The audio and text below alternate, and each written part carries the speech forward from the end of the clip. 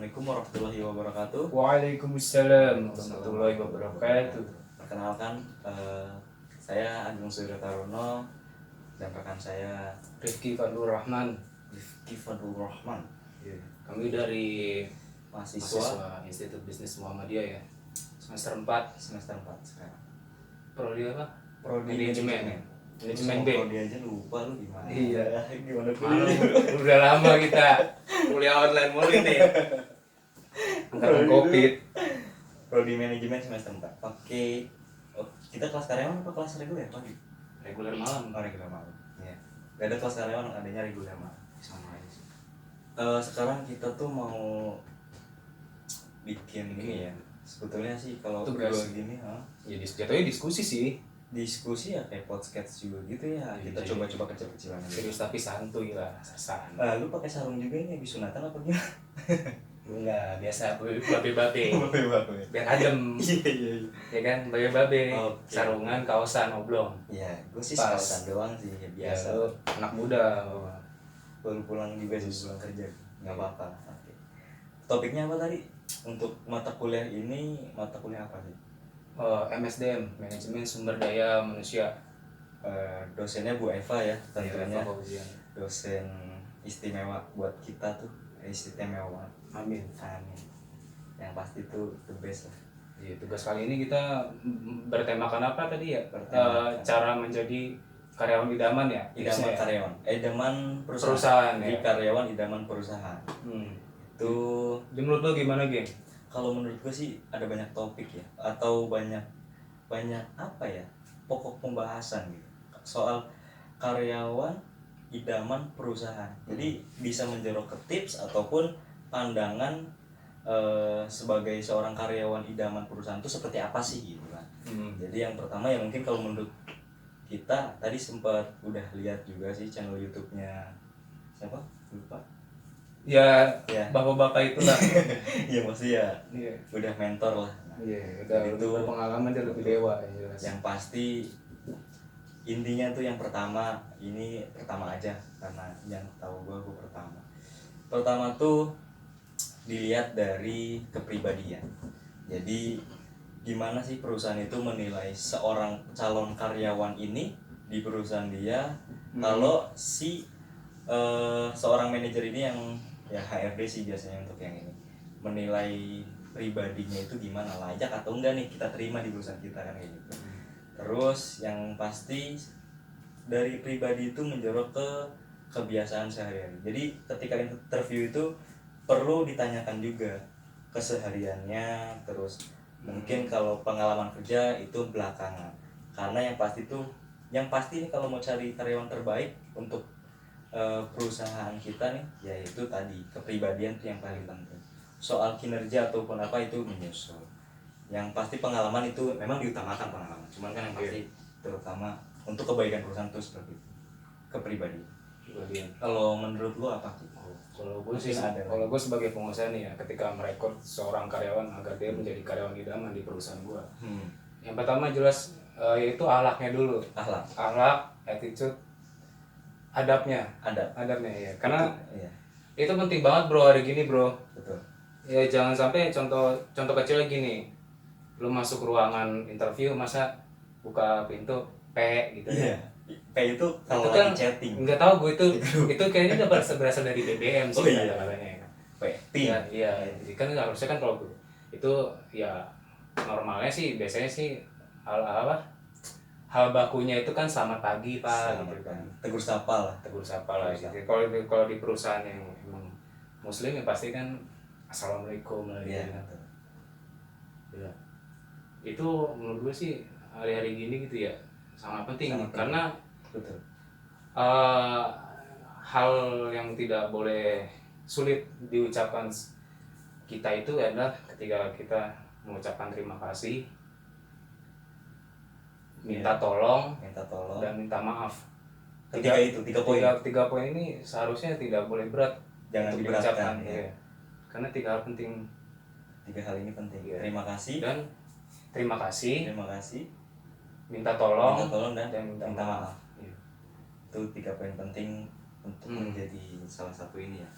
Poin penting lah. Dan gue bakal menerapkan sebuah slogan di perusahaan gue apa Gimana? tercermin dari beberapa pengusaha, terutama dari perusahaan bus yaitu PO Haryanto ya, terus sama PT yang dimiliki oleh Bapak Budi Hartawinata, yaitu slogannya di mana utamakan sholat dan keselamatan kerja gitu. Itu utama tuh poin. Itu menurut gue penting sih, karena ya yang kita kan tujuan kita di sini kan hidup kan salah satunya untuk ibadah ya. Ibadah. Nah terus jangan sampai kita terlena gitu loh akan dunia kerja tipes kan nggak lucu ya kan. Ya gitu jadinya. Jadi penting. Poin penting itu ya menyangkut keagamaan juga itu salah satu poin penting juga. Jangan sampai dosa dia menimpa gue juga gitu. Nah, karena dia nggak sholat, karena gue nggak nyuruh gitu. Karena gue gimana gue kan sebagai pimpinan ya kan. Harus memberi contoh yang baik ya, secara religius iya, secara religius maupun cara ya, interaksi langsung gitu keseharian. Betul, soal interaksi itu juga jadi poin penting juga ya teman-teman. Kalau interaksi itu bisa jadi salah satu poin juga sih untuk seorang manajer ataupun pandangan perusahaan untuk menilai karyawan itu menjadi karyawan idaman perusahaan gitu. Jadi poinnya tuh tadi ya, kita jadi harus saling menjaga interaksi sesama karyawan. Jadi ketika kita jadi karyawan baru di perusahaan itu tuh ya paling tidak kita harus humble gitu, harus welcome. Jangan ketika kita jadi karyawan baru tuh malu, sungkan bertanya, ataupun ketika ada yang nanya kita mungkin cuek. Kita nggak akan ngomong ketika nggak ada yang nanya, itu jangan kayak gitu. Justru ketika kita jadi karyawan baru itu harus super aktif. Ketika super aktif itu ketika ada yang menilai orang, wah itu anak baru kok kebanyakan nanya, justru yang berpikiran seperti ini tuh buruk sebetulnya. Nah, jadi hilangkan pikiran seperti itu. Justru ketika ada anak baru suka bertanya, aktif bertanya, justru kita harusnya lebih welcome. Kita lebih senang daripada kita menilai anak baru itu kebanyakan diem. Ya kan kesannya gimana ya? Kita mau ngajarin, ngasih tahu juga gimana, dia aja nggak mau nanya apa, kita bingung mau ngasih tahu apa gitu. Kalau misalnya secara prosedurnya kita harus jelas yang seperti ini, udah semua misalnya udah kita jelaskan secara prosedur SOP kita jelaskan. Mungkin kalau dari dianya gak ada timbal balik soal kalau bingung harus tanya, tapi nggak tanya kan bingung. Jadi yang pasti interaksi, jaga interaksi itu sangat penting. Ketika kita jadi karyawan baru lama ataupun yang sudah ya karyawan tetap ataupun lama, itu yang paling penting jaga interaksi. Yang utama itu jaga interaksi sesama karyawan, sesama rekan kerja, ataupun baik rekan kerja, terus atasan, ataupun owner atau pemilik perusahaan. Itu kita perlu jaga komunikasi dengan baik. Itu paling penting. Itu salah satu keterampilan dalam berkomunikasi sih. Iya. Itu salah satu penting juga tuh ketika ada karyawan baru. Kita harus aktif bertanya. Nah, justru jangan takut bertanya, jangan takut banyak nanya lu bodoh lu gitu kan. Nah, justru kalau nggak bertanya, bahkan ada beberapa pimpinan yang punya pandangan ini anak nggak nanya berarti udah ngerti nih anak nih. Nah, gitu kan. ada yang seperti itu. Dan juga kalau karyawan yang banyak nanya itu justru harusnya bagus ya. Tentu dengan pertanyaan-pertanyaan yang logis dan masuk akal dan yang nggak bikin lo kelihatan bodoh gitu loh, yang bikin karyawannya, yang nggak bikin pertanyaan yang nggak bikin kita kelihatan bodoh gitu kan. Jangan sampai ketika kita tanya, aduh lu nanya apaan sih, itu mah pertanyaan bodoh kali, jangan sampai itu kan ada kesan.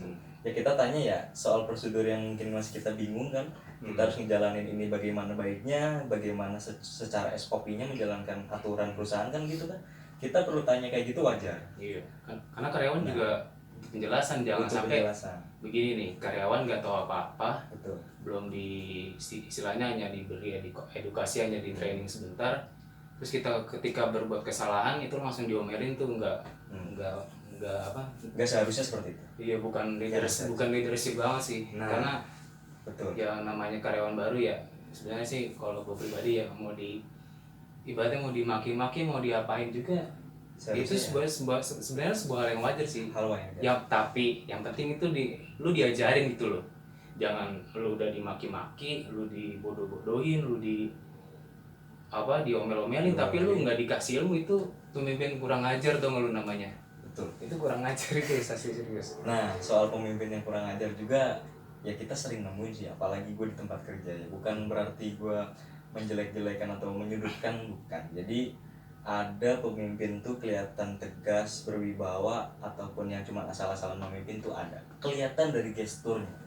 Satu gestur, terus perkataan, terus perilaku itu bisa kelihatan. Entah dia bagaimana, cuma duduk ataupun lagi nyamperin karyawan lainnya. Misalnya karyawan lainnya disamperin, langsung ditepok pundaknya misalnya. Nah, itu pun sebetulnya kayak mengibaratkan dia tuh menyamakan setara kedudukan dia tuh dengan karyawan lain.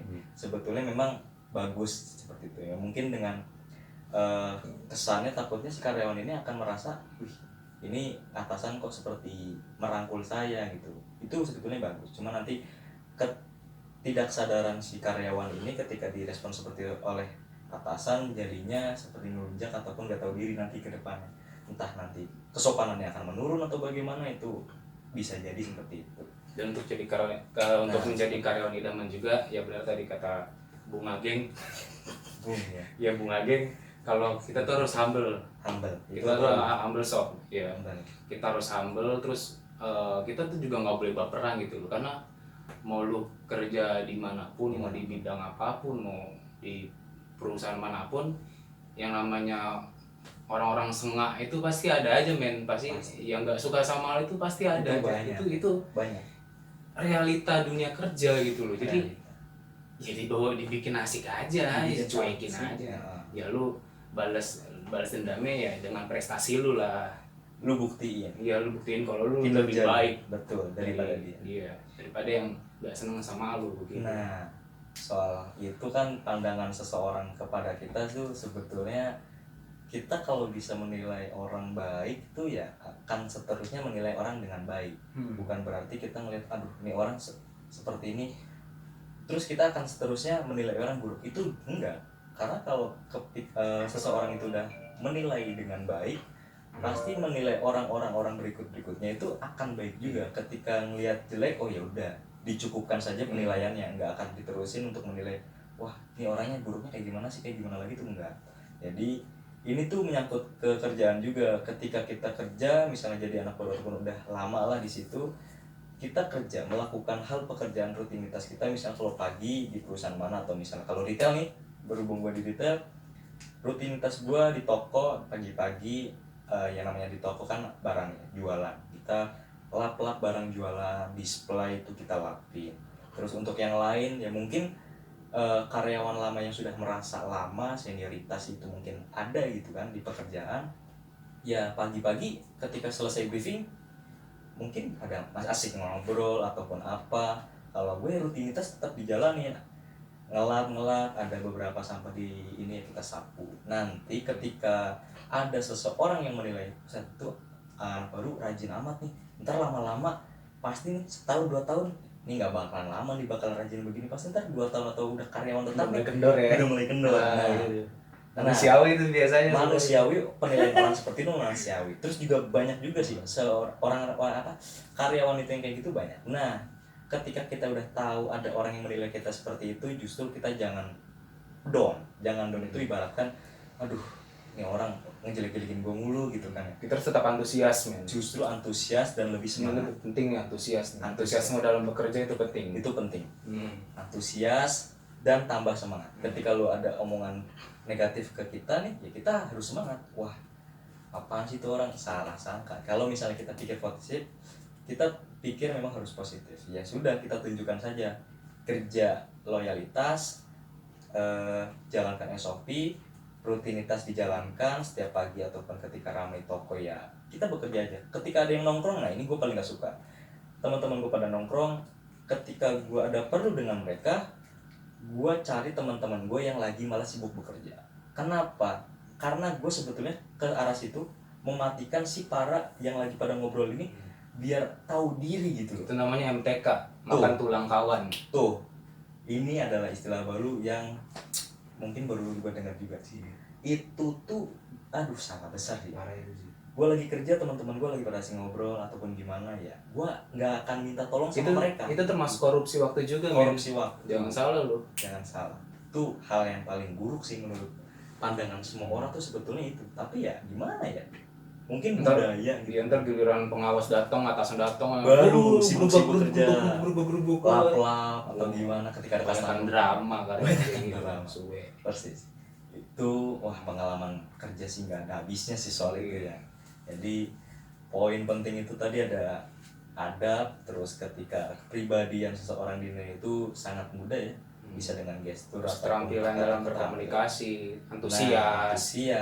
Nah, gitu kan. Terus poin selanjutnya inisiatif nih, kita juga harus inisiatif, maksudnya inisiatif itu kita harus kreatif juga gitu loh, jangan maunya disuruh-suruh aja gitu, maunya ngekor ya gitu. Betul. Terkadang kalau sebelum mulai kerja kita harus ada briefing lah gitu lah, ada briefing dengan atasan atau ada planning, ada rencana kegiatan lah gitu loh ya. Kau sebagai jadi karyawan yang cerdas sih harusnya nanya, Pak hari ini apa aja tujuan kita, rencana kita hari ini ya kan, terutama yang bagian rekap tuh harus inisiatif ya. Gitu. Karena nanti kan ada rencana laporan kegiatan harian, mingguan, bulanan gitu yang harus disetor ke atasan gitu. Laporkan pasti.